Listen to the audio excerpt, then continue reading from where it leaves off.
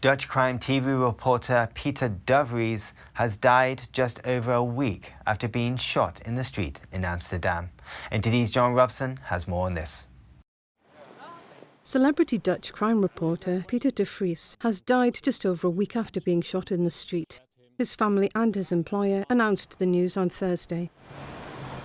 De Vries was a frequent commentator on crime TV programmes, working with victims' families and tirelessly pursuing unsolved cases. The attack on a busy Amsterdam street prompted outrage across Europe. De Vries had previously received threats from the criminal underworld on several occasions.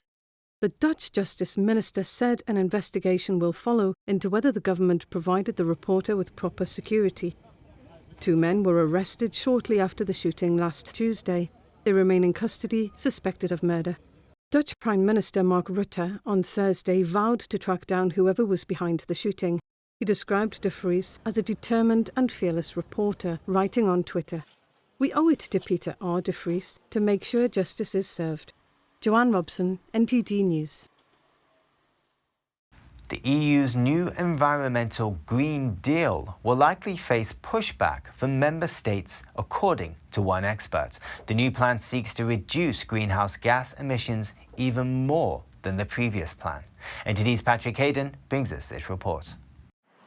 The European Union set ambitious environmental plans Wednesday, which include reducing their greenhouse gas emissions by 55% from 1990 levels by 2030. CO2 compliance expert Vijay Subramanian says that's a tall order for automakers.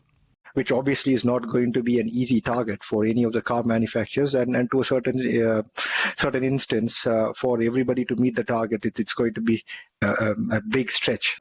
The managing director of the German Auto Industry Association is disappointed with the EU's plan, which he says is not technology neutral. We think it is a shame that the EU Commission has left the path of technology neutrality with its plan. We are critical of that. Subramanian says there's going to be a large amount of pushback from EU member states. But I don't think the targets would change, but the timelines might change in this instance. We have to watch the space on that regard. He says in order to meet the EU's goal, more than half of the cars on the road would need to be fully electric.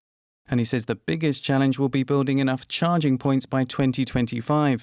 That means adding 50,000 kilowatts of charging power to 54,000 miles of Europe's roads. Patrick Hayden, NTD News, London. German Chancellor Angela Merkel and President Joe Biden agreed to disagree about a Russian pipeline project that Washington opposes. Merkel was on her farewell trip to the US. NTD's El Rhodes has more on this. German Chancellor Angela Merkel visited the White House on Thursday for what is likely to be her last visit as leader. US President Joe Biden gave her a friendly welcome, but contentious issues remain. Biden renewed America's opposition to a Russian gas pipeline under the Baltic Sea to Germany, but defended his decision not to impose sanctions. Good friends can disagree, but by the time I became president, it was 90% completed, and imposing sanctions did not seem to make any sense. It made more sense to work with the Chancellor.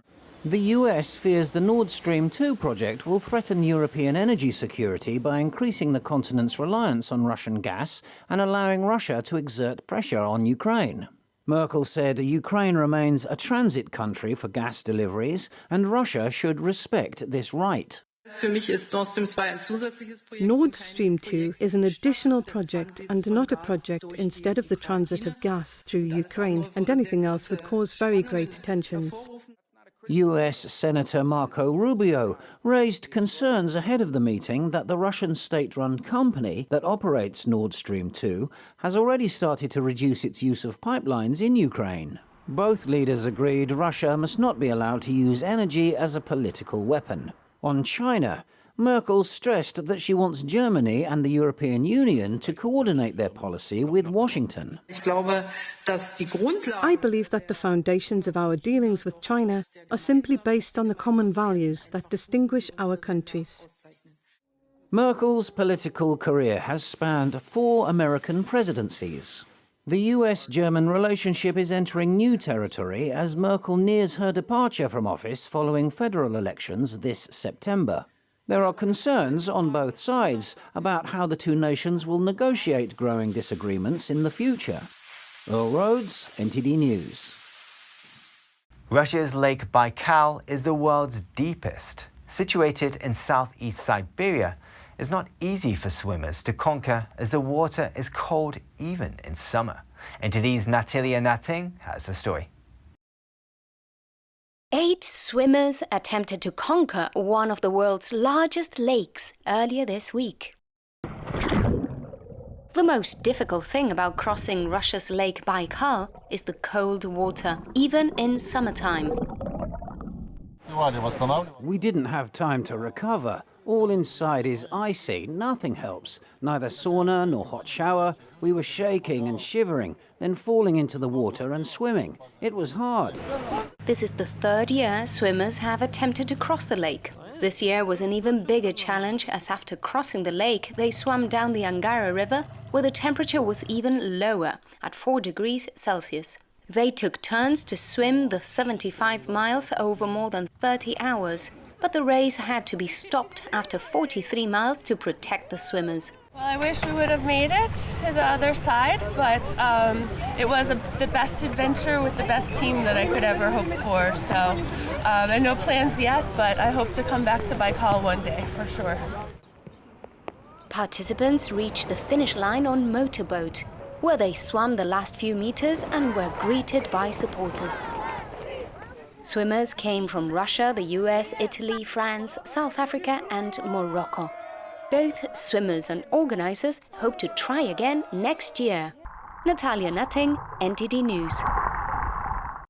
With 55 UNESCO World Heritage Sites, Italy has more than any other country. But it hopes to add one more this year, the famous Porticoes in Bologna. NTD's Eddie Aitken has more on this. Italy hopes northern city Bologna could receive its first World Heritage listing for its famous porticos, typical of its streetscapes. Porticos are common in Bologna. They bring shelter from the rain or much-needed shade when the sun beats down. The portico was intended to be used as a public way of passage even though the property is private. So every private building had to build a portico by law. The historical city centre of Bologna has about 25 miles of porticos. They're an integral part of local lives. The first ones were built because of a housing crisis after the founding of the University of Bologna in 1088. Whether it's commercial or social, the porticos are a place of exchanges that is very much connected to the universally recognised characteristics of Bologna. The bid includes 12 of the most symbolic porticos in the city. Bologna hopes obtaining UNESCO World Heritage status could be a way to diversify its tourism beyond foodies. Eddie Aitken, NTD News. British luxury car maker Aston Martin has unveiled a hybrid supercar. It comes as their race team competes in the British Grand Prix for the first time since 1960. NTD's Joanne Robson brings us the story. Aston Martin unveiled a striking new hybrid car on Thursday named the Valhalla. It's all about battery technology, performance battery technology. It's all about how you deploy the electric performance. And I think we are on a good path at Aston Martin for doing so. The partly electric-powered car was revealed at their racing team's headquarters in Silverstone, ahead of the British Grand Prix this Sunday. It's the first time Aston Martin will compete in Britain's premier motor race in 61 years. CEO Tobias Moers says they are on a good path in developing hybrid technology. The Valhalla can drive up to 15 miles in electric-only mode, a distance Moers believes will become industry standard for performance cars. It's powered by a 4-litre twin-turbocharged V8 engine with a top speed of 217 miles per hour. Aston Martin have yet to reveal the car's cost. Joanne Robson, NTD News. That's the news for today, and thanks for tuning in. I'm Stuart Lees.